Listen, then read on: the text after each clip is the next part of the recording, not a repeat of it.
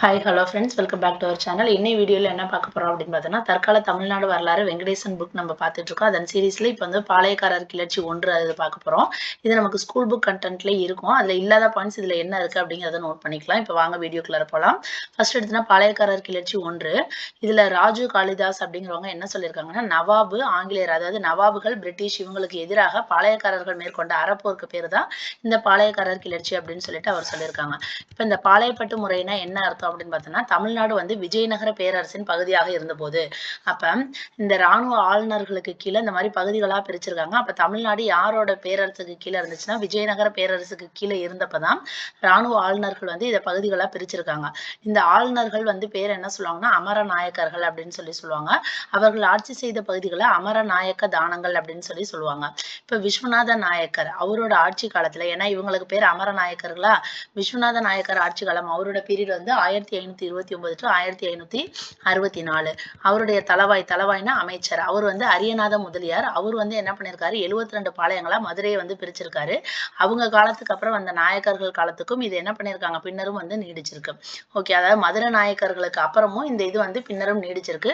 மதுரை நாயக்கர்களை எப்படி பிரிச்சாங்களோ அதே மாதிரியே செஞ்சி நாயக்கர்களும் இதே முறையை ஃபாலோ பண்ணிருக்காங்க. ஆனா இது வந்து தமிழ்நாட்டுக்கு வந்து இந்த மாதிரி நிலத்தை அதாவது பிரிச்சு இப்படி வந்து பாளையக்காரர்கள் ரூல் பண்றது, இது எல்லாமே இவங்களுக்கு வந்து புதுசா இருந்திருக்குது. துவக்கத்தில் பெரும்பான்மையான பாளையக்காரர்கள் ஆந்திராவிலிருந்து வந்த அதாவது ஸ்டார்டிங்ல உள்ள அந்த பாளையக்காரர்கள் எல்லாமே எங்க இருந்து வந்தவங்களா இருக்கிறாங்க, ஆந்திராவில இருந்து வந்தவங்களா இருக்காங்க. இதை நோட் பண்ணி வச்சுக்கோங்க. அப்ப பாளையக்காரர்களா அந்த பிரிக்கிறாங்கல்ல, அதுல ஸ்டார்டிங்ல எங்க இருந்து தான் வந்திருக்காங்க, ஆந்திராவில இருந்து வந்திருக்காங்க.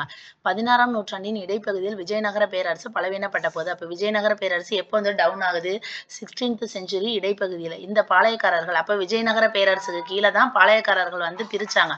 இப்ப இவங்களே வந்து டவுன் ஆகுற சமயத்துல பாளையக்காரர்களுக்கு என்ன ஆயிடுச்சு, நமக்கு மேல உள்ள ஹையர் உள்ள ஆளு பலவீனம் அடைகிறதுனால இவங்க வந்து சுதந்திரமா மாறிட்டாங்க. இவர்கள் தங்களது சுதந்திரத்தில் ஆற்காட்டு நவாபுகளும் ஆங்கிலேயரும் தலையிட்டது. அப்ப இவங்க வந்து சுதந்திரமா இருக்கிறதுல யார் வர்றது பிடிக்கல அவங்களுக்கு, ஆற்காடு நவாபுகள் பிரிட்டிஷ் இவங்க வர்றதெல்லாம் பிடிக்கல. அதனால அவங்கள வந்து எதிர்க்கிறாங்க. ஓகேங்களா, அதனாலதான் பாளையக்காரர் கிளர்ச்சி வருது. ஃபர்ஸ்ட் பாளையம்னா என்னன்னா, ஃபர்ஸ்ட் எடுத்தோன்னே நம்ம சொன்னோம் என்னது, எங்க இருந்து தான் வந்திருக்காங்க, ஸ்டார்டிங்ல ஆந்திரால இருந்து. ஆந்திர நாயக்கர்கள் ஆட்சி செய்வதற்கு வசதியாக தமிழ்நாடு வந்து என்ன பண்ணிருக்காங்க, அவங்களுக்கு வசதியா இருக்கிறதுக்காக தான் தமிழ்நாடை பிரிச்சிருக்காங்க பாளையங்களாக. பாலமு என்று தெலுங்கிலும் பாளையம் என்று தமிழிலும் கையாளப்படுவதால் இந்த சொல் வந்து துவக்கத்தில் இராணுவ முகாமை குறித்தது. அதாவது அவங்க ஆந்திரால இருந்து தானே வந்திருக்காங்க. அப்ப பாலமு அப்படிங்கிறது வந்து என்னது, தெலுங்கு இதுல சொல்றது. பாளையம் அப்படின்னோம்னா தமிழ். அதனால இதை ஸ்டார்டிங்ல என்னன்னு சொல்லிட்டாங்க, ராணுவ முகாம் அப்படின்னு சொல்லிட்டாங்க. பின்னர் மாவட்டத்துக்கு இணையான இந்த பாளையங்கள் ஆழ்நில பகுதியை குறிப்பதாயிற்று. அப்ப இந்த பாளையங்களா பிரிக்கிறாங்கல்ல, அதுக்கு வந்து எதுக்கு ஈக்குவல்னா, இப்ப நம்ம மாவட்டம்னு சொல்றோம்ல, அதுக்கு ஈக்குவல். பாளையங்கள் நன்கு பாதுகாக்கப்பட்ட நிர்வாக மையங்களாக திகழ்ந்தன. இவை புதிய அரசியலமைப்புகளாக உருப்பெற்றன. ராமநாதபுரம், சிவகங்கை, உடையார்பாளையம், அரியலூர், பாஞ்சாலங்குறிச்சி ஆகியவை வலிமை மிக்க முக்கிய பாளையங்கள் எதுன்னு பார்த்துக்கோங்க. ராமநாதபுரம், சிவகங்கை, உடையார்பாளையம், அரியலூர், பாஞ்சாலங்குறிச்சி. பொதுவாக இவற்றை தெலுங்கு பாளையங்கள், அந்த பாளையங்களையும் எப்படி பிரிப்பாங்களாம், தெலுங்கு பாளையங்கள், தமிழ் பாளையங்கள் அப்படின்னு பிரிச்சிருவாங்க. நெல்கட்டும் செவல், சிவகிரி, சாத்தூர், அழகாபுரி போன்ற மேற்கு பாளையங்களில் தமிழ் பேசும், அதாவது தமிழ் பேசும் பாளையங்கள் வந்து எது, மேற்கு. ஓகேங்களா, நெற்கட்டும் செவல், சிவகிரி, சாத்தூர், அழகாபுரி இதெல்லாம் வந்து மேற்கு பாளையங்கள், தமிழ் பேசும் பாளையக்காரர்கள். மாறாக எட்டயபுரம், பாஞ்சாலங்கிரிச்சி, கடல்குடி போன்ற கிழக்கு பாளையங்களை வந்து என்ன சொல்றாங்கன்னா, தெலுங்கு பேசும் பாளையக்காரர்கள் அப்படின்னு சொல்றாங்க. ஓகேங்களா, தமிழ் பேசும் பாளையக்காரர்கள் தெலுங்கு அப்படின்னு பிரிக்கிறாங்க. இதுல தமிழ் பேசுறது பார்த்தோம்னா நெல்கட்டும் செவல், சிவகிரி, சாத்தூர், அழகாபுரி. இது எப்படி நம்ம ஞாபகம் வச்சுக்கலாம்னா, நம்ம தமிழ்நாட்டுல எல்லாம் வந்து நெல் சாப்பிடுறோம், இங்க வந்து சிவன் சாமியை கும்பிடுறோம், எல்லாரும் வந்து அழகா இருப்போம். ஓகேங்களா, இதெல்லாம் வந்து சும்மா ஒரு க்ளூக்காக சொல்றேன். இந்த மாதிரி இதெல்லாம் மேற்கு பாளையங்கள் அப்படின்னு வச்சுக்கோங்க. கிழக்கு பாளையங்கள்லாம் பார்த்தோம்னா எட்டயபுரம், பாஞ்சாலங்குறிச்சி, கடல்குடி. அதாவது இதை ஞாபகம் வச்சுக்கிட்டீங்க அப்படின்னோம்னா, மேற்கு ஞாபகம் வச்சுக்கிட்டீங்கன்னா கிழக்கு, மீதி உள்ளதெல்லாம் கிழக்கு. அதெல்லாம் வந்து அப்ப கிழக்கு வந்து தெலுங்கு பேசும் பாளையக்காரர்கள். இப்ப பாளையக்காரர்னா பாளையத்தின் சொந்தக்கார தலைவரை வந்து பாளையக்காரர் அப்படின்னு சொல்லுவாங்க. இவர்கள் பாளையங்கள் மீது பரம்பரை உரிமைனா தாத்தா, அதுக்கப்புறம் அப்பா, பிள்ளை, அது மாதிரி பரம்பரை உரிமை இருக்குது. கோட்டைகளை கட்டி கொண்டு அவங்க என்ன பண்ணுவாங்க, அவங்களோட இடத்துக்கு ஒரு கோட்டையை கட்டிட்டு பாதுகாப்பாக இருக்கிறாங்க. எடுத்துக்காட்டாக மதுரையை ஆட்சி செய்தவர் யாரு, விஸ்வநாத நாயக்கர். மதுரையை மறுசீரமைக்கிறாரு. அதாவது மதுரையை ஆட்சி பண்றவர் தான் விஸ்வநாத நாயக்கர். இவங்க வந்து இப்ப சுதந்திரமா ஆட்சி பண்ணிட்டு இருக்காங்களா, அப்ப மதுரையை என்ன பண்றாங்க, மறுசீரமைக்கிறாங்க. அந்த மாதிரி சமயத்துல மீனாட்சி அம்மன் கோயில் உள்ளிட்ட நகரை சுற்றி அகழிகளுடன் கூடிய இரட்டை சுவர்களுடன் கோட்டையை கட்டியிருக்காங்க. அப்ப மீனாட்சி அம்மன் கோயிலை சுத்திலும் அகழிகளுடன் கூடிய இரட்டை சுவர்களுடன் கோட்டையை கட்டியவர் யாரு அப்படின்னு பார்த்தோம்னா, விஸ்வநாத நாயக்கர். கோட்டையை சுற்றி பாளையக்காரர்களின் அலுவலகங்களுக்காக 72 இரட்டை அடுக்கு கட்டடங்களையும் கட்டினார். இப்ப 72 பாளையங்களா பிரிச்சிருக்காங்களா, அவங்களோட அபிஷியல் விஷயத்துக்காக என்ன பண்ணிருக்காங்க, 72 இரட்டை அடுக்கு கட்டடங்களையும் கட்டியிருக்காரு.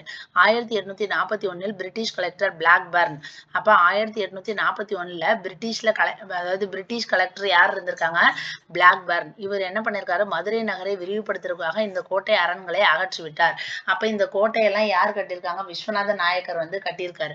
அப்ப அந்த கோட்டையை வந்து யார் வந்து அகற்றினாங்க, 1841 பிரிட்டிஷ் கலெக்டரான பிளாக்பர்ன் அப்படிங்கிறவரு இந்த கோட்டை அரண்களை வந்து அகற்றிட்டாரு. எதுக்காக அகற்றினாரு, மதுரை நகரை வந்து இன்னும் வந்து விரிவுபடுத்தணும் அப்படிங்கிறதுக்காக இதை வந்து அகற்றிட்டாரு. பாளையக்காரர்கள் நாயக்கரின் பிரதிநிதிகளாக செயல்பட்டனர். அவர்கள் தங்களது நடவடிக்கைகளுக்கு நாயக்கர்களுக்கு பொறுப்பானவர்கள். ஏன்னா நாயக்கர்கள் தானே இவங்க வந்து அந்த பொறுப்பை கொடுத்துருக்காங்க. ஏன்னா நாயக்கர்கள் தான் வந்து பாளையக்காரர்களை பிரிச்சிருக்காங்க. அப்ப பாளையக்காரர்கள் யாருக்கு சப்போர்ட் பண்ணுவாங்க, நாயக்கர்களுக்கு. பாளையக்காரர்களின் பிரதான பணி வந்து வரி வசூலித்தல். அதாவது அவங்களோட முக்கியமான வேலையை என்னது, வரி வசூலிக்கணும். வசூலிக்கிற வரி தொகையில மூன்றில் ஒரு பங்கு என்ன பண்ணிடணும், நாயக்கர்களுக்கு வந்து திரையாக வரியாக செலுத்திட்டு மீதி உள்ள 2 பங்கு என்ன பண்ணிக்கணும், பாதுகாவல் படை, அதாவது இவங்கள்ட்ட நிறைய படைகள், குதிரைப்படை, அந்த மாதிரி படைகள்லாம் வச்சிருப்பாங்கல்ல, அதுக்கு பராமரிக்கிறதுக்கு சொந்த செலவுக்கு இந்த மாதிரி வச்சுக்கலாம். அதே மாதிரி பாளையத்தை நிர்வகித்தல், மக்களுக்கு பாதுகாப்பு அளித்தல், சட்டம் ஒழுங்கை நிலைநாட்டல், நீதி வழங்கல், நாயக்கர்களுக்கு தேவைப்படும் போது படை வீரர்களை அனுப்புதல், இதெல்லாம் வந்து பாளையக்காரர்களோட வேலை. எப்படி வந்து வரி வாங்கணும், அது மாதிரி மக்களை பாதுகாக்கணும், ஏதாச்சும் பிரச்சனை வருதுன்னா அதை சரி பண்ணணும். சப்போஸ் நாயக்கர்களுக்கு ஏதாச்சும் யார் கூடயாவது சண்டை போடுறாங்க அப்படின்னோம்னா அவங்களுக்கு தேவைப்படுறப்ப நம்ம படை வீரர்களை அனுப்பணும். இதெல்லாம் பாளையக்காரர்களோட பொறுப்பு. பாளையக்காரர் ஆட்சி முறைனா ஒவ்வொரு பாளையமும் வந்து கிராமங்களின் தொகுப்பு. பாளையத்தின் அதிபரான பாளையக்காரர் தனக்கு உதவி செய்ய அமைச்சர்களையும் அதிகாரிகளையும் நியமிச்சிருக்காங்க. அவங்க வந்து அவங்களுக்கு ஹெல்ப் பண்றதுக்கு அமைச்சர் அதிகாரிகள்லாம் நியமிச்சுக்கிறாங்க. அமைச்சர்கள் வந்து சேனாதிபதிகள்னு சொல்லுவாங்க. தளவாய் சேனாதிபதிகளுக்கு தலைவர். அதாவது அமைச்சர்களை வந்து சேனாதிபதிகள்னு சொல்லுவாங்க. தளவாய் அப்படிங்கிறது வந்து இந்த சேனாதிபதிகளுக்கெல்லாம் தலைவர். பாளையக்காரர் தளவாய் மூலமாக நாயக்காருடன் தொடர்பு கொண்டார். இப்ப பாளையக்காரர்கள் இங்கிட்டு வந்து நாயக்கரோட தொடர்பு கொள்ளணும். அதுக்கு நடுப்புற யார் வந்து பாலமா இருக்காங்க, இந்த தளவாய்ங்கிறவர். பாளையக்காரர் டைரக்டா நாயக்கரோட போய் பேச மாட்டாரு. யார் மூலியமா பேசுவாரு, தளவாய் மூலியமா பேசுவாரு. இந்த தளவாய் யாரு அப்படின்னு பார்த்தீங்கன்னா, பாளையக்காரர்கள் அவருக்கு ஹெல்ப் பண்றதுக்கு நிறைய அமைச்சர்களை போட்டிருப்பாங்க. அந்த அமைச்சர்களுக்கு எல்லாம் ஒரு தலைவர் தான் வந்து தளவாய். புரியுதுங்களா உங்களுக்கு? நடைமுறையில் ஒவ்வொரு பாளையக்காரரும் தர்பாரில் அமர்ந்து காட்சி அளித்து ஒரு மன்னரை போன்ற தன்னிச்சையாக படாடோபமாக நடந்து கொண்டார். அதாவது ஒவ்வொரு பாளையக்காரரும் எப்படி இருப்பாங்களா, நாயக்கர்கள் எப்படி ஆட்சி பண்றாங்க அதே மாதிரி இவங்க வந்து தனியா ஒரு இடத்துல அமர்ந்துக்கிட்டு இவங்க மன்னரை போலவே இவங்களாவே வந்து தன்னிச்சையாவே நம்மளே ஒரு மன்னரா நினைச்சு இவங்க ஆண்டுகிட்டு இருப்பாங்க. ஏன்னா இவங்க வந்து டைரக்டா நாயக்கரோட பேசாம யார் மூலியமா பேசுறாங்க, தளவாய் மூலியமா தான் பேசுறாங்க. பாளையக்காரர் ஆட்சி முறை ஒரு வகையான இராணுவ முடியாட்சி. அதாவது பாளையக்காரர் ஆட்சி முறையை என்ன சொல்லலாம், ஒரு இராணுவ முடியாட்சி அப்படின்னு சொல்லலாம். அடுத்து நிலமானிய முறை. பாளையக்காரர் ஆட்சி நிலமானிய முறையை மையமாக கொண்டு சொல்றது. விளைநிலம் தான் வருவாய். ஏன்னா அவங்க வந்து வருவாய் வாங்கி கொடுக்கணும், வரியை வந்து வாங்கி கொடுக்கணும். அதனால விளைநிலம் தான் முக்கியமானது, வாழ்க்கையின் ஆதாரம், அரசாங்கத்தின் உயிர் மூச்சு. எனவே பாளையக்காரர் வளமிக்க நிலத்தை தன் சொந்த உபயோகத்துக்கு வைத்துக்கொண்டு எஞ்சிவற்றை பிற பிரமுகர்களுக்கு பிரித்து கொடுத்தார். பிரமுகர் குத்தகைக்காரர்கள் இருவேறு கடமைகளை செய்ய வேண்டும். அரசாங்கத்துக்கு நிலவரி செலுத்தணும், நெருக்கடி நேரத்தில் நாயக்கருக்கு இராணுவ உதவி பண்ணணும். இப்ப பாளையக்காரர் என்ன பண்ணிருக்காங்க, தன்னோட சொந்த உபயோகத்துக்கு எது வேணுமோ அதை வச்சுட்டு மீதி எல்லாத்தையும் மற்றவங்கள்ட்ட கொடுத்துட்டாங்க. அப்ப அந்த குத்தகைக்காரர்கள் இருப்பாங்களா, அவங்க என்ன பண்ணணும், அரசாங்கத்துக்கு நிலவரி கொடுக்கணும். அதே மாதிரி நெருக்கடி சமயம் வர்றப்ப நாயக்கர்னா யாரு, பழையக்காரர்களை வந்து பிரிச்சவங்க தான் நாயக்கர். அந்த நாயக்கருக்கு வந்து இராணுவ உதவி செய்யணும் அப்படின்னு சொல்லிட்டாங்க. அப்போ ஒவ்வொரு விவசாயியுமே எப்படி இருப்பாங்க, அவங்க வந்து விவசாயத்துல வேலை செஞ்சிருப்பாங்க. திடீர்னு இங்க வந்து சண்டை வருது நீங்க வாங்கன்னு சொன்னோம்னா ஒரு போர் வீரராகவும் வருவாங்க. அதனால ஒவ்வொரு விவசாயியும் எப்படி இருப்பாங்களாம், ஒரு போர் வீரராகவும் இருக்க வேண்டுமா. பாளையக்காரர் நிலத்துக்கு சொந்தக்காரர் ஆயினும் உழவர்களே, அதாவது பாளையக்காரர்கள் தான் வந்து அந்த நிலத்துக்கு சொந்தக்காரரா இருந்தாலும் அங்க போய் அவங்க வந்து வயல்ல போய் வேலை பார்க்க மாட்டாங்க. அந்த உழவர்கள் தான் வந்து விளைச்சலுக்கு காரணம். பயிர் சாகுபடி இவர்களின் உழைப்பை பொறுத்தது. உழவர்கள் தான் நிலத்தை உழுது விதைத்து பயிரை வளர்த்து பாதுகாத்து சாகுபடி செய்து விளைச்சலை ஒப்படைப்பார்கள். எனினும் இவர்கள் வசிப்பதற்கு தேவையான குறைந்தபட்ச விளைபொருளை ஊதியமாக, ஆனா அந்த வேலை பார்க்கறாங்களா அவங்களுக்கு என்ன பண்ணுவாங்க, இந்த பாளையக்காரர்கள் கொஞ்சம் மட்டும் சேலரியை கொடுத்துட்டு மீதி வந்து பாளையக்காரர்கள் பெற்றிருப்பாங்க. அந்த அந்த 3ல 1 பங்கை தான் எடுத்துட்டு போய் யாருக்கு கொடுத்துருவாங்க, நாயக்கருக்கு கொடுத்துட்டு மீதி 2 பங்கை இவங்க வச்சுப்பாங்க. இப்ப குடும்ப தேவைகளுக்கு உழவர்கள் பாளையக்காரர்கள் வந்து பணமாகவோ அல்லது பொருளாகவோ கடன் பெற்று வாங்கிய கடனை, அப்ப வந்து அவங்களுக்கு கொஞ்சம் சேலரி தானே கொடுக்குறாங்க. அப்ப அவங்களுக்கு இன்னும் கொஞ்சம் காசு வேணும்னா என்ன பண்ணுவாங்க, பாளையக்காரர்கள்ட்ட இன்னும் கொஞ்சம் போய் காசு வந்து கடன் வாங்குறாங்க. அப்ப அந்த கடனை கொடுக்க முடியாம அவங்க என்ன பண்ணிட்டாங்க, கொத்தடிமையா அவங்கள்ட்ட வந்து வேலை பார்க்குற மாதிரி வந்துருச்சு. சுருங்க கூறின் உழவர்கள் வந்து கடனில் பிறந்து கடனில் வசித்து கடனை தன் வாரிசுகளுக்கு விட்டு சென்றுட்டு போயிடுறாங்க. ஏன்னா இவங்களுக்கு சேலரி வந்து நல்லதா நார்மலா கொடுத்துருந்தாங்கன்னா அவங்க கடன் வாங்குறதுக்கான அவசியமே கிடையாது. சேலரி கம்மியா குடுக்குறதுனால அவங்க வந்து இந்த மாரி கடன்ல வந்து மூழ்கிட்டாங்க. இதுல உள்ள நிறை, குறை என்னன்னு பார்த்தோன்னா, விளைநிலம் வந்து விளைச்சலை பொறுத்து கரிசல், செம்மண், பொட்டல், களிமண் பூமி என்று வகைப்படுத்தப்பட்டது. பொதுவாக விளைச்சலில் பாதி பாளையக்காரரின் பங்காக இருந்தது. இந்த பங்கு பொது செலவு என்று அழைக்கப்பட்டது. அதாவது பொது காரியங்களுக்காக பெறப்பட்ட பங்கு. சரியான விளைச்சல் மதிப்பீடு முறையும், முறையான மாமூல் அளவும் இல்லாமையால் பாளையக்காரர் தன் தேவைக்கேற்ப தன் பங்கை எதேச்சையாக தீர்மானித்துக் கொண்டார். இதனால் விவசாயிகளும், உழவர்களும் பல்வேறு முறைகேடுகளுக்கு பலியாயினர். அதாவது இவங்க வந்து சுரண்டுற மாரி இருக்கு. விவசாயிகள்ட்ட இருந்து இவன் பாட்டுக்கு இஷ்டத்துக்கு அந்த பாளையக்காரர்கள் எடுக்கிறது. இந்த சுரண்டலிலிருந்து தப்பிக்க அவர்கள் விளைச்சலை பற்றிய தவறான தகவல்களை அப்ப அவங்க ஏதாச்சும் கேள்வி கேட்கிறப்ப என்ன பண்றது, தப்பான விஷயங்கள், தப்பான தகவல்களை வந்து கொடுத்துட்டு எவ்வளவுதான் வந்துச்சு இவ்வளவுதான் வந்துச்சு அப்படின்னு சொல்றது, பொய் கணக்கை வந்து கொடுக்கிறது. இதனால் வரி ஏய்ப்பு, அதனால் வரி ஏய்ப்பு வழக்கமாகிவிட்டது. இது ஏமாற்றுவோருக்கும் ஏமாற்றப்படுவோருக்குமாக போட்டியாக இருந்தது. இதை கொடுமையாக வரி வசூலிப்பவருக்கும் வரி ஏய்ப்பவருக்கும் இடையான போராட்டம் என்று வர்ணிக்கிறார் பேராசிரியர் கே ராஜையன். அப்ப வரி வசூலிப்பவருக்கும் வரி ஏய்ப்பவருக்கும் இடையேயான போராட்டம் அப்படின்னு சொல்லி வர்ணிக்கிறவர் யாரு, கே ராஜையன், பேராசிரியர் கே ராஜையன். அடுத்து வந்து ஊர்காவல் வந்து தமிழ்நாட்டின் பாரம்பரிய உள்ளூர் பாதுகாப்பு முறையாகும். ஊர்காவல் வந்து தமிழ்நாட்டில் அப்பையில இருந்து வந்து பாரம்பரியமா இருக்கக்கூடிய உள்ளூரை பாதுகாக்கிறதுக்கான ஒரு முறை. இந்த காவல்காரர்கள் ஊர் பாதுகாப்புக்கு பொறுப்பாக இருப்பாங்க. எனினும் தமிழ்நாடு வந்து விஜயநகர பேரரசின் அந்த நேரடி ஆட்சியின் கீழ் இருந்தவரை ஊர்காவல் முறை வந்து ஃபாலோ பண்ணல. அதுக்கப்புறம் நாயக்கர்கள் வந்து சுதந்திரமாக செயல்பட ஆரம்பிச்சதுக்கு அப்புறமேல இந்த ஊர்காவல் முறை வந்து புதுப்பிக்கப்பட்டு பின்பற்றப்படுறாங்க. காவலர்களுக்கு வந்து ஊதியம் வந்து எப்படி கொடுப்பாங்கன்னா பணமாவோ இல்லை பொருளாவோ கொடுத்துருவாங்க. ஊர்காவல் முறைக்கு இன்னொரு பேர் வந்து தலக்காவல்.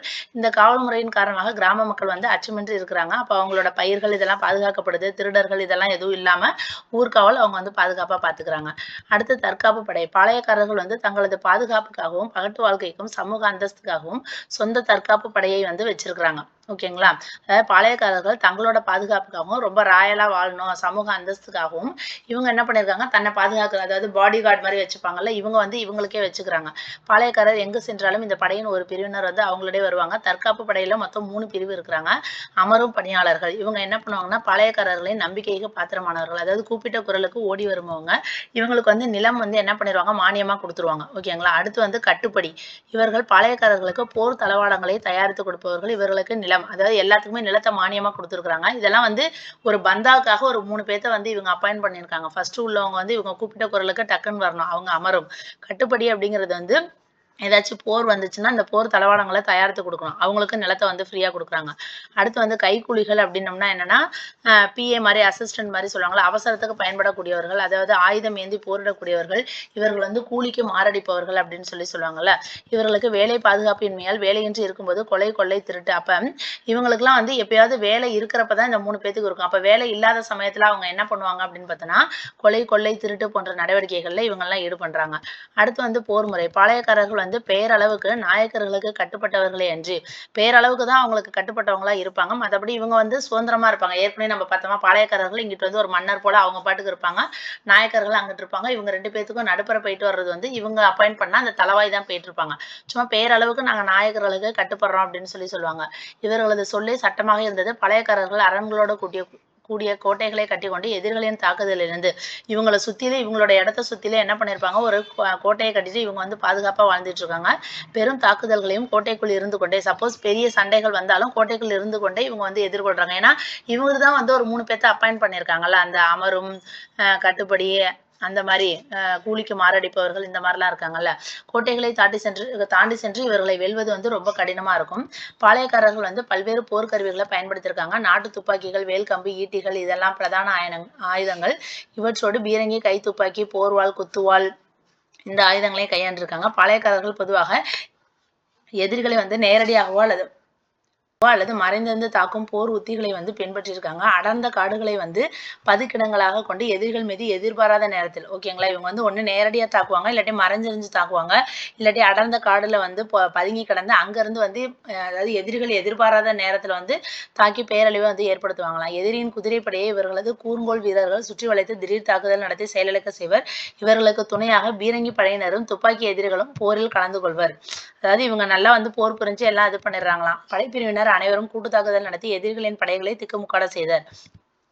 அடுத்து தனிக்காட்டு ராஜாக்கள் கிட்டத்தட்ட ஒரு நூற்றாண்டு காலத்துக்கு மேல், அதாவது 1650ல இருந்து 1760 பாளையக்காரர்கள் தமிழ்நாட்டில் வந்து ஒரு தனிக்காட்டு ராஜா போல இருந்திருக்காங்க. ஏன்னா சுதந்திரமா இருந்திருக்காங்க.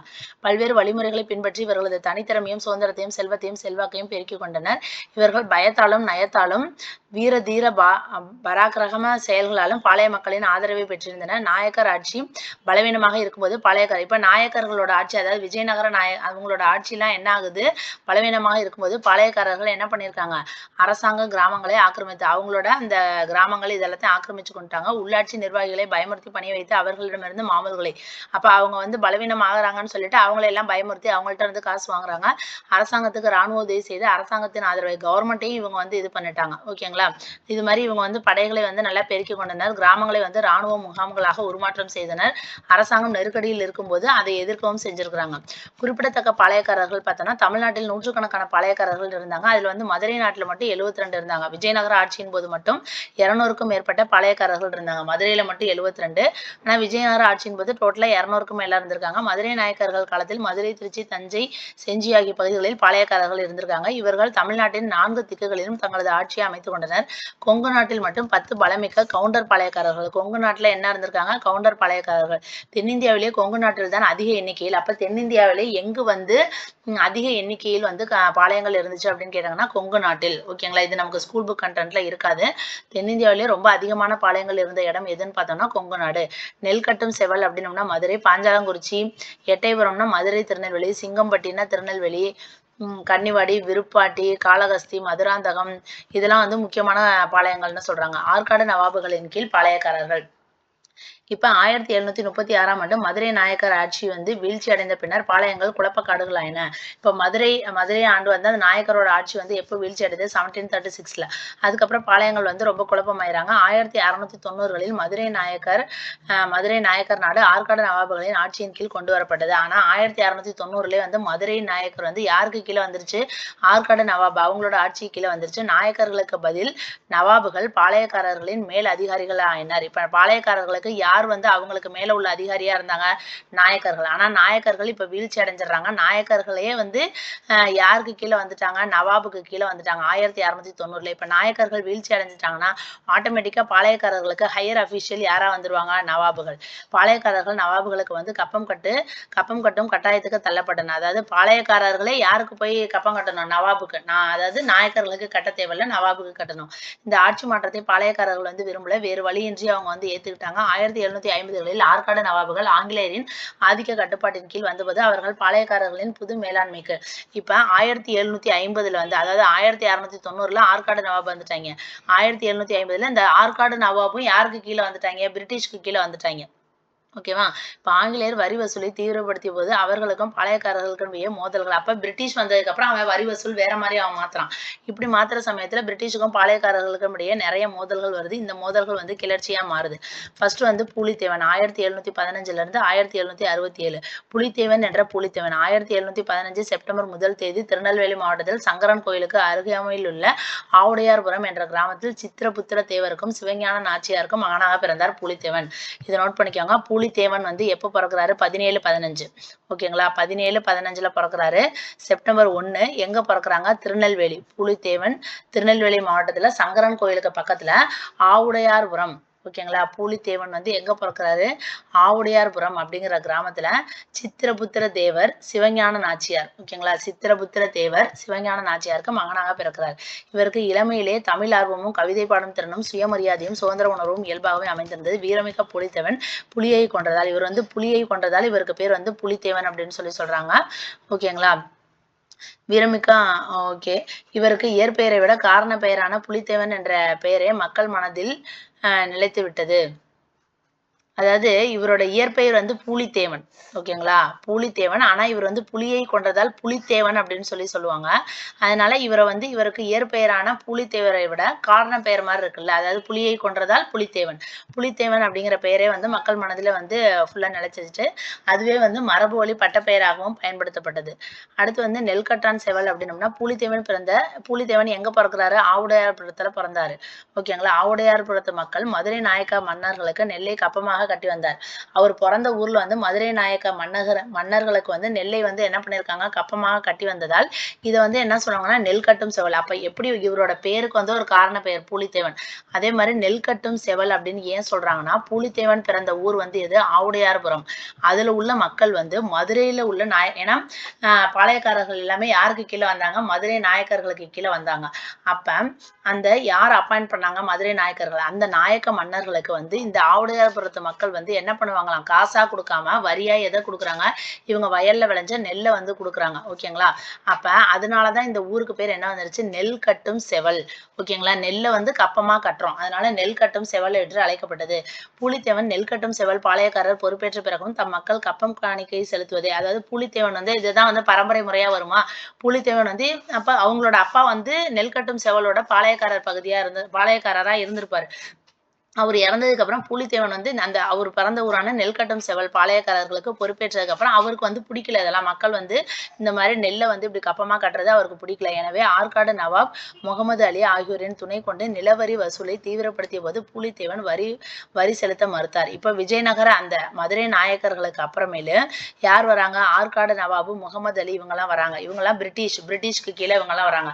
பிரிட்டிஷின் துணை கொண்டு நிலவரி வசூலை என்ன பண்றாங்க, இன்னும் கொஞ்சம் தீவிரப்படுத்துறப்ப பூலித்தேவர் இது வந்து கட்ட முடியாது அப்படின்னு சொல்றார். இவர் நெல்லை கப்பமாக கட்ட பருத்தமையால் நெல் கட்டும் செவல், நெல் கட்டான் செவல். அப்ப இவர் நெல் கட்டும் செவல் வந்து இவர் கட்ட முடியாது அப்படின்னு சொன்னதுனால அது என்னவா மாறிடுச்சு, நெல் கட்டான் செவல் அப்படின்னு என்று ஆயிடுச்சு.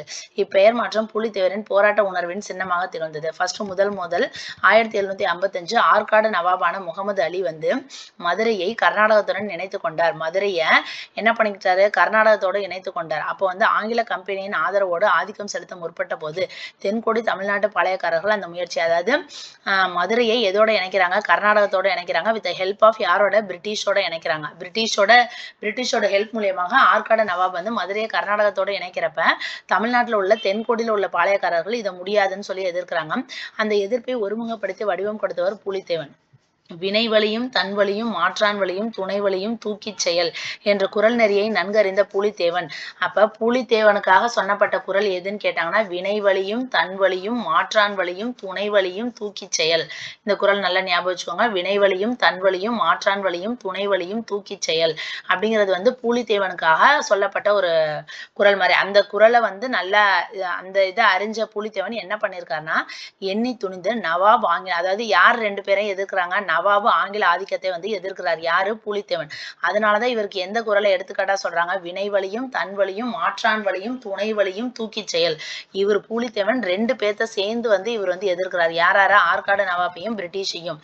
அவர் ஒத்த மனப்பான்மையுடைய பிற பாளையக்காரர்களின் துணை கொண்டு சவாலை எதிர்கொள்ள தீர்மானித்தார். மேற்கு பாளையக்காரர்களை கொண்ட மேற்கு கூட்டமைப்பை உருவாக்கினார். இவர் என்ன பண்ணியிருக்காரு, மேற்கு புறம் ஏற்கனவே நம்ம படிச்சோமா, தமிழ் பாளையக்காரர்கள் வந்து எந்த சைடு இருப்பாங்க, மேற்கு சைடு தான் இருப்பாங்க.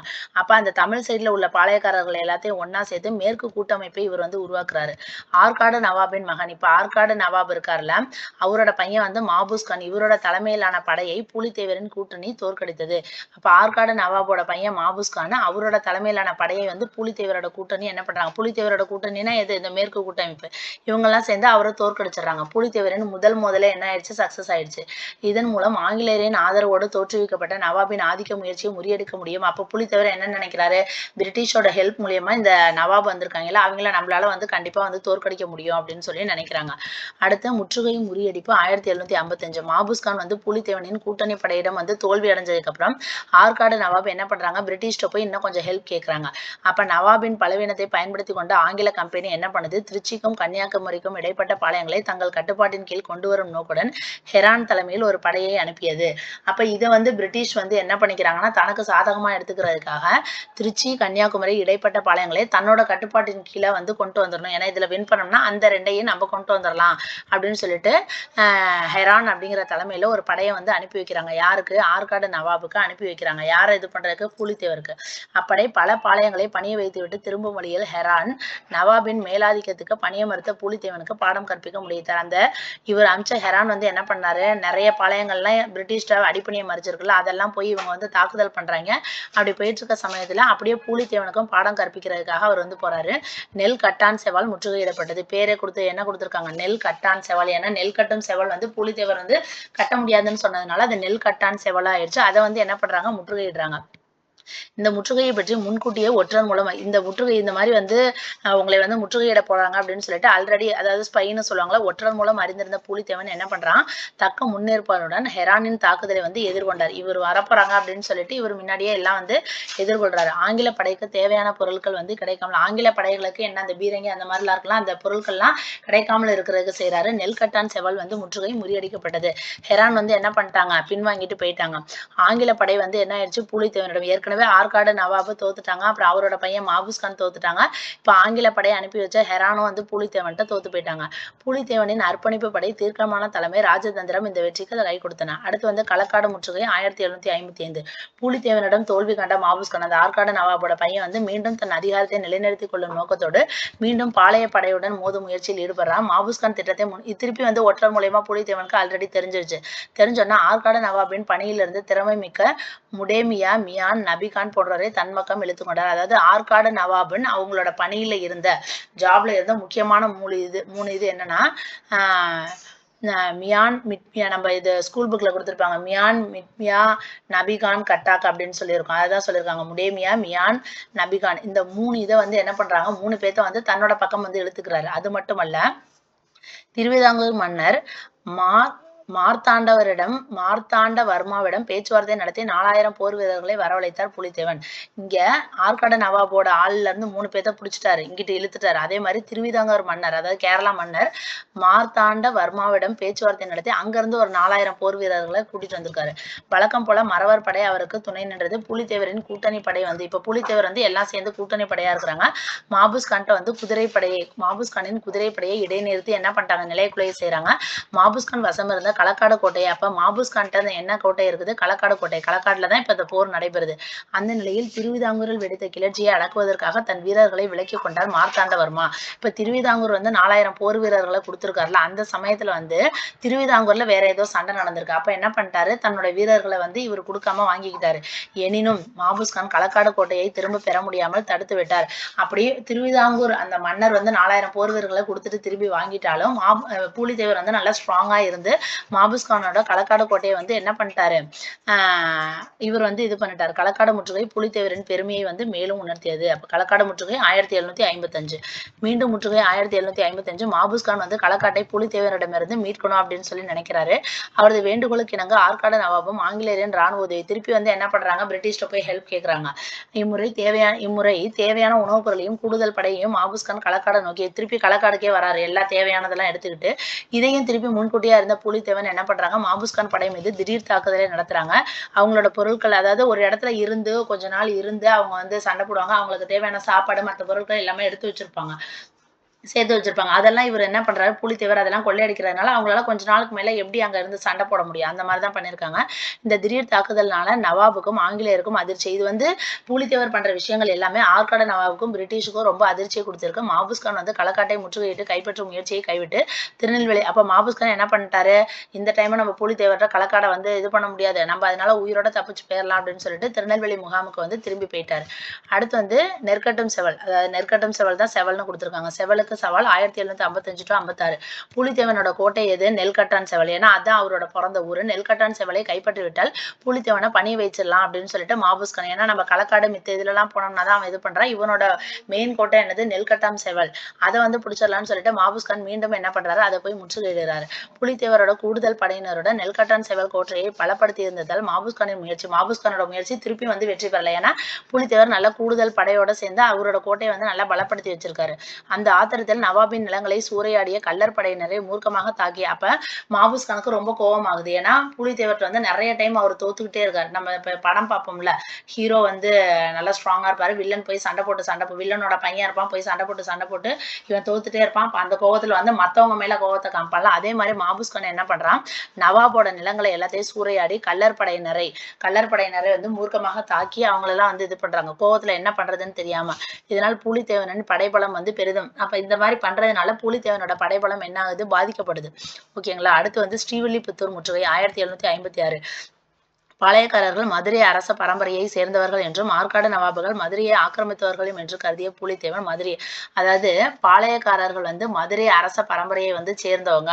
ஓகேங்களா, இவங்க தானே பாளையக்காரர்கள். நம்மலாம் வந்து மதுரையை சேர்ந்தவங்க. இந்த ஆற்காடு நவாபுகள்லாம் வந்து மதுரையை வந்து ஆக்கிரமிப்பு பண்ணவங்க அப்படின்னு சொல்லி பூலித்தேவர் நினைச்சிட்டு முதல்ல நம்ம மதுரையை மீட்கணும் அப்படின்னு நினைக்கிறாரு. மேலும் பல மேற்கு பக்கம் பாளையக்காரர்களை இவர் தான் வந்து மேற்கு கூட்டமைப்பை ஏற்படுத்தினாரா, அந்த பாளையக்காரர்களை எல்லாம் தன்னோட கூட்டமைப்புல வந்து சேர்த்து கொண்டார். கிழக்கிந்திய பாளையக்காரர்கள் நவாபின் அடக்குமுறைக்கு அஞ்சி பூலித்தேவனோட, அதாவது கிழக்கிந்திய பாளையக்காரர்கள்னா யாரு, அந்த சைடு தெலுங்கு பேசுறவங்க, இவங்கெல்லாம் வந்து நவாப் வந்து அடக்குமுறை பண்றதுக்கு பயந்துட்டு பூலித்தேவன்ட்ட வந்தோம்னா நம்மளே அடிச்சிருவாங்க அப்படின்னு சொல்லிட்டு அது கூட சேராம இருந்திருக்கிறாங்க. நட்டம் பாளையக்காரர்கள் அதாவது தயங்கினாலும் நட்டம் பாளையக்காரர்கள் கர்நாடக நவாபு ஆங்கிலேய கூட்டாதிக்கத்துக்கு எதிராக ஒத்துழைக்க ஒப்புதல் அளித்தனர். அப்படி இருந்தாலும் நட்டம் பாளையக்காரர்கள்னு ஒருத்தவங்க என்ன பண்ணியிருக்காங்க, இவங்க வந்து ஒப்புதல் அளிச்சிருக்காங்க, நாங்க உங்களுக்கு வந்து சப்போர்ட் பண்றோம் அப்படின்னு சொல்லிட்டு. அதே போன்று மதுரை பாளையக்காரர்களும் புலித்தேவனுக்கு நேசக்கரம் நீட்டினர். மதுரை பாளையக்காரர்களும் என்ன பண்றாங்க, புலித்தேவனோட சப்போர்ட் பண்றாங்க. தொடர் வெற்றிகளால் பெரிதும் ஊக்குவிக்கப்பட்ட புலித்தேவன் விரிவுபடுத்தப்பட்ட அப்ப இவருக்கு வந்து தொடர்ந்து கண்டினியூஸா புலித்தேவனுக்கு வெற்றி அடைஞ்சிட்டே இருக்குது. அப்ப பாளையக்காரர்களோட கூட்டமைப்பு பெருசாயிட்டே இருக்குது. அதுக்கு இவர் தான் வந்து தலைமை பொறுப்புல இருக்காரு. புலித்தேவன் வந்து ஸ்ரீவில்லிபுத்தூர் வழியாக சென்று மதுரையை நவாபிடம் வந்து அப்ப என்ன பண்றாரு, மதுரையை வந்து, ஏன்னா மதுரை வந்து பாளையக்காரர்களோடது, இந்த ஆற்காடு நவாபுகள் நம்மளை வந்து ஆக்கிரமிப்பு பண்ணிட்டாங்கன்னு சொல்லிட்டு அந்த நவாபிடம் இருந்து கைப்பற்றுறதுக்காக மதுரையை நோக்கி போறாரு.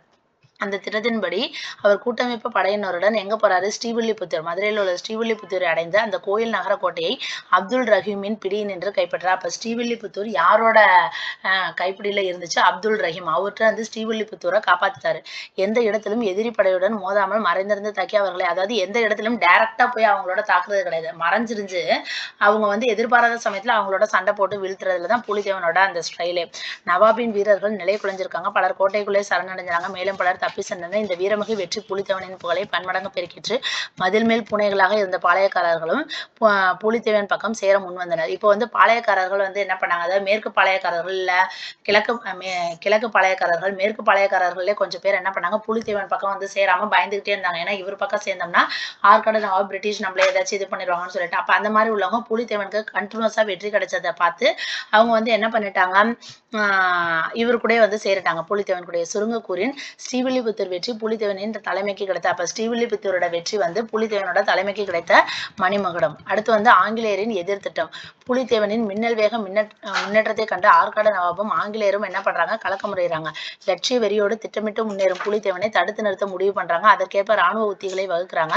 இம்முறை ராணுவ தாக்குதல் பொறுப்பை ஆங்கிலேயர் ஏற்றுக்கொண்டனர். மாபூஸ் கானின் திறமை, அப்ப மாபூஸ் கானுக்கு வந்து திறமை இல்லை, ஏன்னா கண்டினியூஸா இருந்தாலும் தோத்துக்கிட்டே இருக்கான் அப்படின்னு சொல்லிட்டு பிரிட்டிஷ் வந்து என்ன பண்ணிட்டு பல திறன்மிக்க கான் சாஹிப்பை தளபதியாக நியமித்து அந்த பாளையக்காரர்கள்னா யாரு, அந்த புலித்தேவனுக்கு எதிராக அனுப்புறாங்க. மாபூஸ் கானுக்கு உனக்கு திறமை இல்லை, நான் கான் சாஹிப் அனுப்புறேன் அப்படின்னு சொல்லிட்டு இவர் அனுப்புறாரு. கான் சாஹிப் வந்து திருநெல்வேலி சென்று முகாமிட்டு பாளையக்காரர் எதிர்ப்பை எதிர்கொள்ள திட்டமிடுறாரு. இப்ப கான் சாஹிப் என்ன பண்றாரு, திருநெல்வேலியில போயிட்டு ஒரு முகாம்ல போய் தங்கியிருந்து நம்ம பாளையக்காரர்களை வந்து எதிர்க்கலாம் அப்படின்னு சொல்லிட்டு இவர் பிளான் போடுறாரு. இதன் மூலம் ஆங்கிலேயர் பாளையக்காரர்கள் சம்பந்தமாக நேரடியாக, இப்ப வந்து என்ன ஆயிடுச்சு, பிரிட்டிஷ் வந்து டைரக்டாவே பாளையக்காரரோட மோதுது. அதுக்கு முன்னாடி ஆற்காடு நவாப் மூலியமா தான் மோதிக்கிட்டு இருந்துச்சு, இப்ப டைரக்டாவே வந்து மோதுது. அதாவது கான் சாஹிப்பை கருவியாக கொண்டு தென் தமிழ்நாட்டில் சட்டம் ஒழுங்கை நிலைநாட்டி வரி வசூலை நேரடியாக மேற்கொள்ள, அப்ப பிரிட்டிஷ் வந்து யாரை அனுப்பி வந்து டைரக்டா அப்ரோச் பண்றாங்கன்னா கான் சாஹிப்பை. அடுத்து வந்து திருநெல்வேலி தாக்குதல் 1756. மதுரையை கைப்பற்றுவது உறுதியாகிவிட்ட நிலையில், மதுரையை வந்து கைப்பற்றி கொடுத்துட்டாங்க யாரு, புலித்தேவன். உறுதியாகிவிட்ட நிலையில் கூட்டமைப்பு படைத்தலைவர்கள் சிலர் நவாபின் ராணுவ முகாமான திருநெல்வேலியை கைப்பற்றிவிட்டால் மதுரையை மீட்பது எளிது என்று மாற்று திட்டத்தை முன்வைத்தனர்.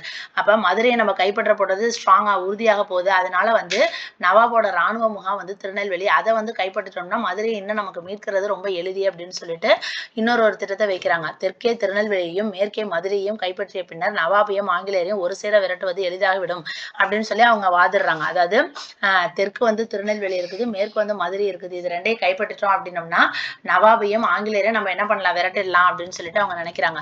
கூட்டமைப்பு தலைவர்களின் கருத்துக்கு அப்ப அதாவது அவங்க சொல்ற கருத்தை வந்து இவர் வந்து ஓகே சொல்றாரு. புலித்தேவன் இது பண்ணிட்டு திருநெல்வேலியை கைப்பற்றும் நோக்குடன் கூட்டுப்படையை வழிநடத்தி செல்றாரு. அப்ப ஃபர்ஸ்ட் வந்து திருநெல்வேலி, ஏன்னா அதுதான் வந்து பிரிட்டிஷோட ராணுவ இடம், அதை போய் ஃபர்ஸ்ட் தாக்கலாம், அதுக்கப்புறம் வந்து மேற்கே மதுரையும் கைப்பற்றலாம், அதுக்கப்புறம் ரெண்டு பேர்த்தையும் விரட்டலாம்னு சொல்லி அந்த பாளையக்காரர்களோட கூட்டமைப்புல உள்ள மெம்பர்ஸ் எல்லாம் சொல்றாங்க. அதை கேட்டு புலித்தேவரும் திருநெல்வேலியை நோக்கி போறாரு. புலித்தேவனின் திடீர் போர் திட்ட மாற்றத்தை அறிந்த கான் சாஹிப் கிழக்கு பகுதி பாளையக்காரர்களுக்கு சிலரை தன் பக்கம் சேர்த்து கொண்டு திருநெல்வேலியில தன்னிலை. அப்ப புலித்தேவன் வந்து திடீர்னு இப்படி மாறுறது வந்து ஆல்ரெடி எப்படி வந்து புலித்தேவனுக்கு வந்து ஒற்றர் மூலமா தெரியுது, அதே மாதிரி அங்க உள்ள கான் சாஹிப் வந்து திருநெல்வேலியில இருக்காருல்ல, அவரும் வந்து என்ன பண்ணிட்டாரு, அவருக்கு வந்து தெரிஞ்சிருச்சு புலித்தேவன் இந்த மாதிரி வரப்போறாருன்னு சொன்னா புலித்தேவரோட கொஞ்சம் ஆளை வந்து இவர் இழுத்துக்கிட்டு திருநெல்வேலியில இவர் வந்து நல்லா ஸ்ட்ராங்கா அங்க வந்து நிக்கிறாரு. இந்த நிலையில் புலித்தேவனின் படை வந்து திருநெல்வேலியை வந்து தாக்குது. 1756 மார்ச் 21 துவங்கிய திருநெல்வேலி போரில் புலித்தேவனின் கூட்டுப்படைக்கு பின்னடைவு ஏற்பட்டது.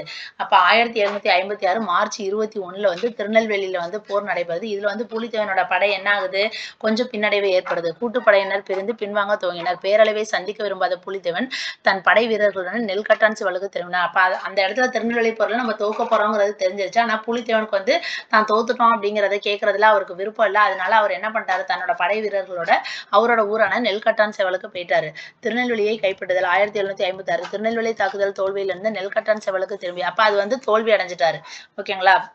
அதனால வந்து நெல்கட்டான் செவலுக்கு வந்து திரும்புறாரு புலித்தேவன். புதிய போர் கொள்கையை வந்து வகுக்கிறாரு. அதன்படி நவாப் ஆங்கிலேயருடன் சமரச பேச்சுவார்த்தை, ஏன்னா நம்மளோட போர் வீரர்கள் எல்லாம் பின்வாங்குறாங்க, அதனால நவாப் ஆங்கிலேயர்கிட்ட நம்ம பேச்சுவார்த்தை நடத்தலாம், அவங்களுக்கு சொந்தமான பகுதிகளை தாக்கி சீரழிப்பது இந்த மாதிரிலாம், அதாவது ஏதோ பேச்சுவார்த்தை நடத்தலாம் அப்படின்னு சொல்லி இவர் நினைக்கிறாரு. இந்த இருமுனை கொள்கையின்படி மதுரையில் புதிதாக நியமிக்கப்பட்டிருந்த தீர்த்தாரப்ப முதலியுடன் கப்பம் கட்ட தயாராக இருப்பதாக பேச்சுவார்த்தை நடத்தி கொண்டே நவாபின் நிலங்களை சூறையாட கள்ளர்களை அனுமதித்தார் புலித்தேவன். இப்ப இவர் என்ன பண்றாருன்னா, மதுரையில் புதிதாக நியமிக்கப்பட்டிருந்த தீர்த்தாரப்ப முதலியுடன் கப்பம் கட்ட தயாராக இருப்பதாக, ஓகேங்களா, பேச்சுவார்த்தை நடத்திட்டு நாங்க சரி கப்பம் கட்டுறோம் அப்படின்னு சொல்லிட்டு நவாபின் நிலங்களை வந்து நீங்க சூறையாடுங்க அப்படின்னு சொல்லிட்டு கள்ளர்களுக்கு வந்து அனுமதி வழங்குறாரு புலித்தேவன். பின்வாங்கி போன பாளையக்காரர்களை ஊக்கப்படுத்தி திருப்பி என்ன பண்றாரு, கூட்டமைப்பை வந்து புதுப்பிக்கிறாரு. ஓகேங்களா. கிழக்கு பகுதி பாளையக்காரர்கள் சிலர் அனுப்பிய படை வீரர்களையும் சேர்த்து கொண்டு காட்டு வழியாக சென்று திருநெல்வேலி மீது திடீர் தாக்குதல். திருப்பி வந்து கிழக்கு பகுதி பாளையக்காரர்கள் இருக்காங்களா, அவங்க வந்து கொஞ்சம் படை வீரர்கள் அனுப்பியிருக்காங்க, அதையும் எடுத்துக்கிட்டு காட்டு வழியா போயிட்டு, ஏன்னா திருநெல்வேலியில் தானே அவர் தோத்தாரு, அந்த இடத்துக்கே திருப்பி வந்து திடீர் தாக்குதல் நடத்துறாரு. அதிர்ச்சிக்குள்ளான எதிரி படையினர் செயலிழந்துறாங்க, திருநெல்வேலியை கைப்பற்றிட்டாங்க. ஓகேங்களா. ஒரு இடத்துல இருந்து தோத்துக்கிற மாதிரி வந்துட்டு திருப்பி இங்க வந்துட்டு இவர் என்ன பண்ணிட்டாரு, திருப்பி நல்லா ஸ்ட்ராங் ஆயிட்டு திருநெல்வேலியை கைப்பற்றிட்டாரு. அடுத்து பாளையங்கோட்டை முற்றுகை 1756 திருநெல்வேலியை கைப்பற்றி வலுவான நிலையில் இருந்த புலித்தேவனின் கவனத்தை திசை திருப்பும் பொருட்டு ஆங்கிலேய படை தளபதி கான் சாஹிப் என்ன பண்றாரு, பாளையங்கோட்டைக்கு விரைந்து சென்று கோட்டையை கைப்பற்றாரு. இப்ப திருநெல்வேலியை கைப்பற்றி புலித்தேவர் சக்சஸ் ஆயிடுச்சு. அப்ப அவர் வந்து இன்னும் கொஞ்சம் திசை திருப்பணும் அப்படிங்கிறதுக்காக இந்த கான் சாஹிப் என்ன பண்றாரு, பாளையங்கோட்டைக்கு விரைந்து சென்று கோட்டையை வந்து கைப்பற்றுறாரு. இதை அறிந்த புலித்தேவன் என்ன பண்றான், திருப்பி வந்து பாளையங்கோட்டைக்கு விரைந்து சென்று கோட்டையை சுற்றி வளைத்துக் கொண்டார். கோட்டைக்குள் இருந்த எதிரி படையினருக்கு அப்ப கோட்டைக்குள்ளார யார் போயிட்டாங்க, கான் சாஹிப் படைப்பு போயிடுச்சு. புலித்தேவன் என்ன பண்ணிட்டாங்க, கோட்டையை சுத்தி வெளியிலேயே அவர் வந்து சுத்தி வளைச்சிட்டாரு. அப்போ உள்ளுக்குள்ளார உள்ள ஆளுங்களுக்கு உணவுப் பொருட்கள் செல்வதை தடுத்து நிறுத்துறாரு. பின்னர் அவரது படை வீரர்கள் கோட்டையின் மீது ஏற முற்பட்ட போது ஆங்கிலேய படையின் பீரங்கி தாக்குதலுக்கு இலக்காயினர். அப்ப அந்த கோட்டைக்கு மேல அந்த செவுத்துல மேல ஏறப்ப பிரிட்டிஷ் வந்து பீரங்கி தாக்குதல் பண்றப்ப எல்லாரும் இறந்துறாங்க. வேறு வழியின்றி புலித்தேவன் பாளையங்காட்டையில இருந்து என்ன ஆயிடுச்சு, ஏன்னா பிரிட்டிஷ் அந்த துப்பாக்கி வச்சு ஷூட் பண்றதுனால இவங்க வந்து பின்வாங்கி வெளியில வந்துட்டாங்க. கை கெட்டிய பாளையங்கோட்டை வாய் கெட்டாமல் போயிட்டு, அதாவது இவங்க வந்து வின் பண்ற மாதிரி வந்து, ஆனா பாளையங்கோட்டை என்ன ஆயிடுச்சு, அவங்களால வின் பண்ண முடியல, அதான் சொல்லியிருக்காங்க. அடுத்து வந்து மீண்டும் திருநெல்வேலி முற்றுகை 1757 56ல இது பண்ணியாச்சு. திருப்பி 1757 பாளையங்கோட்டையில இருந்து தப்பிச்சு வர்றாரு. காட்டுக்குள் சென்ற புலித்தேவன் வந்து மதுரையை மீட்கும் லட்சியத்தோட செயல்படுறாரு. திருநெல்வேலியில் எஞ்சி இருந்த மைசூர் அதிகாரிகளுடன் தொடர்பு கொண்டு இன்னும் கொஞ்சம் ராணுவ உதவி கொடுங்க, நான் வந்து மதுரையை வந்து பிடிக்கணும் அப்படின்னு சொல்லி கேட்கிறாரு. மாபுஸ்கானையும் அவரது ஊழல் அதிகாரிகளையும் பொருளாசை காட்டி தன் பக்கம் இழுத்து கொண்டார். அப்ப மாபுஸ்கானையும் அவரோட ஊழல் அதிகாரிகள்கிட்ட நான் இந்த பொருள் தரேன் அந்த பொருள் தரேன்னு சொல்லிட்டு இவர் என்ன பண்றாரு, தன் பக்கம் வந்து இழுக்கிறாரு. மீண்டும் பாளையக்காரர் கூட்டமைப்பை புதுப்பிக்கிறாரு. திருநெல்வேலியை கைப்பற்றிய பின்னர் மதுரையை மீட்க வேண்டும் என்ற திட்டப்படி திருநெல்வேலி மீது படையெடுக்கிறாரு. அப்ப திருநெல்வேலியை மீட்டோடனே அடுத்து என்ன பண்ணணும், மதுரையும் கைப்பற்றணும் அப்படிங்கிறது தானே ஃபர்ஸ்ட் பிளான். இப்ப திருநெல்வேலியை கைப்பற்றியாச்சு. இப்ப அதனால மதுரையை கைப்பற்றுறதுக்காக என்ன பண்றாங்க, மாபுஸ்கான் ஊழல் அதிகாரிகள்ட்ட எல்லாம் தன் பக்கம் இழுக்கிறாரு. அப்ப மதுரையை மீட்கிறதுக்காக அவர் போயிட்டு இருக்காரு அப்படின்னு சொல்லிட்டு திருப்பி வந்து திருநெல்வேலி மீது படையெடுக்கிறார் புலித்தேவன். இதற்கிடையே கான் சாஹிப் என்ன பண்றாரு, களக்காடு, பாப்பான்குளம், ஆழ்வார்குறிச்சி, பிரம்மதேசம், தரங்குறிச்சி ஆகிய பகுதிகளை கைப்பற்றி புலித்தேவனின் கூட்டமைப்பு படைபலத்தை அப்ப இந்த மாதிரி இன்பிட்வீன் கேப்ல கான் சாஹிப் என்ன பண்ணிட்டாரு, இவரோட அந்த முக்கிய ஊர்களான நிறைய இதை எல்லாத்தையும் பிடிச்சிட்டு புலித்தேவனோட அந்த கூட்டுப்படைகள் இருக்குல்ல அதை வந்து பலவீனப்படுத்துறாரு. எனவே புலித்தேவன் வந்து திருநெல்வேலியை கைப்பற்றும் முயற்சி அப்ப என்ன பண்ணிட்டாங்க, இவங்களோட கூட்டுப்படையெல்லாம் கொஞ்சம் கொஞ்சமா இதாகிறதுனால புலித்தேவனுக்கு தான் தோத்து போறதே பிடிக்காதுல்ல, அப்ப அங்க போக வேணாம் அப்படின்னு சொல்லிட்டு அவர் வந்து திரும்பிடுறாரு. இறுதி போராட்டம் 1757 இருந்து 1761 புலித்தேவனை இனம் காண்பது எளிதல்ல என்பதை புரிந்து கொண்ட கான் சாஹிப். அதாவது அவர் என்ன பண்றாரு ஏது பண்றாரு அப்படின்னு சொல்லிட்டு ஸ்பை மூலியமா வாட்ச் பண்றது ரொம்ப கஷ்டம் அப்படின்னு சொல்லிட்டு கான் சாஹிப் தெரிஞ்சிருச்சு. அவரை சூழ்ச்சி திறனால் வீழ்த்த முடிவு செய்தார். பழைய பாளையக்காரர்களை கூட்ட அப்ப அவர் என்ன பண்றாருன்னு நம்மளால கவனிக்க முடியல.